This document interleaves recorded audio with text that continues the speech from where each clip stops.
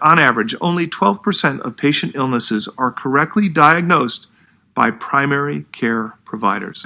Which means that 9 out of 10 are given the wrong diagnosis? Yes. Oh, man. Medical errors are actually the third leading cause of death in America. 1 in 3 misdiagnoses lead to serious injury or death, and these screw-ups cost the economy billions of dollars.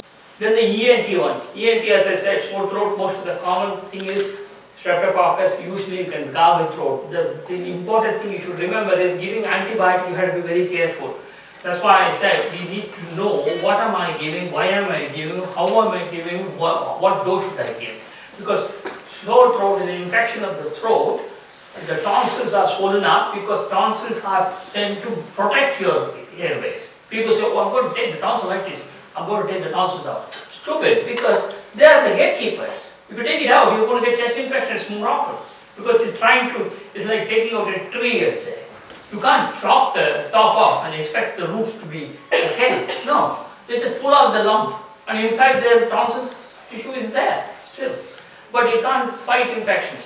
So the common thing is streptococcus is basically streptococcus. Usually they have nodes. The temperature will be mild or hot and cold.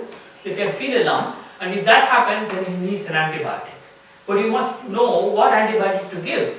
Because if you give an antibiotic, it comes through the blood, but it does not come out of it doesn't jump out of the throat and kill the bacteria sitting on the throat. It is not inside. Because I told you, the bacteria can't get inside unless the virus comes and opens the door for it. Okay? So they are sitting outside on the cell.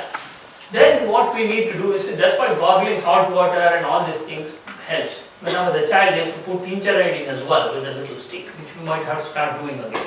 So whatever it is, the organism is outside, the inflammation is inside because it's trying to protect it, so it's swollen up. So you need an antibiotic which comes out. So sometimes I choose erythromycin, clarithromycin, azithromycin, some mycin, because they are secreted in the secretion. So they come out. So you have to be careful what you give. Penicillin and amoxicillin doesn't work. It's simply a waste of time. But this one may work. And that too, atypical organisms also respond to azithromycin. But you must remember not to give the same dose. Majority of the nurses, I told them, they just went and gave 500 mg of the erythromycin. A few weeks later, I was seeing everybody coming with tummy pain. Because it's a very toxic drug, it can produce tummy problems. So please read about that, erythromycin and this thing and thing. Then the other thing is hoarse voice, as I said, it's all probably because of virus swelling. And the white spots in the throat, very common in teenagers. Why? Any idea? No? It's called glandular fever. Why does it occur? It occurs because of kissing. Alright?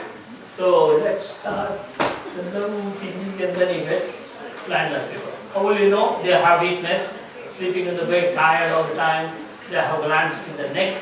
No fever, more or less. Most of the time they don't have fever, they have sore throat. Temperature doesn't go up because it's from a chronic infection.